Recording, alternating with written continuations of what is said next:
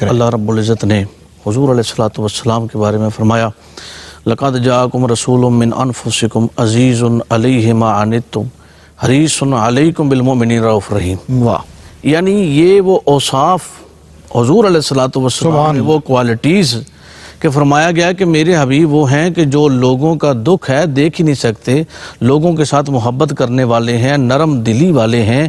اور حضور علیہ الصلوۃ والسلام کی بارگاہ ناز میں ایک شخص نے عرض کیا کہ یا رسول اللہ صلی اللہ علیہ وآلہ وسلم، یہ لوگ آپ کے پاس آتے ہیں، آپ کو تکلیفیں دیتے ہیں، آپ کے دکھ آپ ان کے سنتے ہیں، تو حضور علیہ الصلوۃ والسلام فرماتے ہیں ان کے دکھ مجھے گھائل کر دیتے ہیں، اللہ اکبر۔ یعنی ان کے دکھ مجھے تکلیف دیتے ہیں اور میں ان کے ساتھ خندہ پیشانی۔ اچھا ایک یہ بھی بات ہے، ہم یہ سمجھتے ہیں کہ اخلاق صرف یہ ہے کہ ہم مسکرا کر صرف ملے، لیکن حضور علیہ الصلوۃ والسلام کے جو اخلاق عالیہ میں سب سے بڑی بات یہ ہے کہ جو شخص آپ کی خدمت میں آتا ہے حضور علیہ الصلوۃ والسلام اس کے دکھ سے دکھی ہوتے ہیں۔ اللہ اکبر، اللہ، یعنی حضور علیہ الصلوۃ والسلام اس کا دکھ سن کر یہ نہیں کہ اس کو تھپکی دیتے ہیں یا تسلی دے دیتے ہیں، تشفی دے دیتے ہیں، حضور علیہ الصلوۃ والسلام خود اس پہ پریشان ہوتے ہیں اور پھر اس کے لیے دعائے رحمت کے لیے ہاتھ اٹھاتے ہیں۔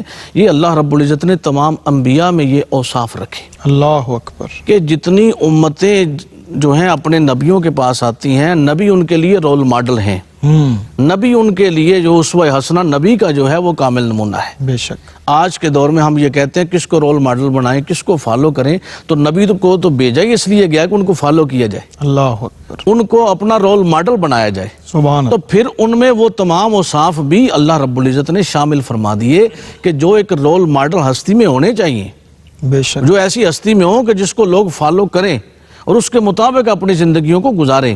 اور اللہ رب العزت نے اپنے پیارے حبیب حضور سید عالم صلی اللہ علیہ وآلہ وسلم کو تمام انبیاء سے بڑھ کر اخلاق عالیہ بھی عطا فرمائے۔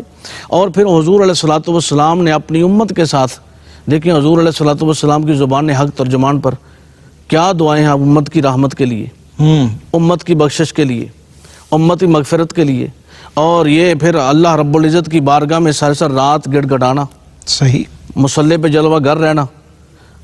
یہ کیوں تھا؟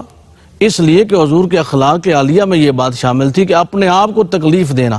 اخلاق میں ایک یہ بھی بات ہے کہ اپنے آپ کو تکلیف دے لینا اور دوسرے کو راحت پہنچانا۔ ہم یہ سمجھتے ہیں کہ خندہ پیشانی کے ساتھ مسکرا کر ہم بس گلے ملے ہیں تو یہ اخلاق عالیہ ہے۔ اخلاق یہ ہے کہ اپنے آپ کو تکلیف پہنچا لینا، دوسرے کو فرحت پہنچانا، ٹھیک، دوسرے کی خوشی کا سبب بننا۔ اور حضور علیہ الصلوۃ والسلام اور تمام انبیاء کرام علیہ السلام میں یہ بات شامل رہی کہ اپنے آپ کو دکھ پہنچاتے رہے، اپنے آپ کو تکلیف میں رکھا، لیکن لوگوں کو راحت پہنچاتے رہے، لوگوں کی آسائشات کے لیے، لوگوں کی بخشش و مغفرت کے لیے ان کی دعائیں بھی جاری رہیں، ان کے افعال بھی جاری رہے۔ کیا بات۔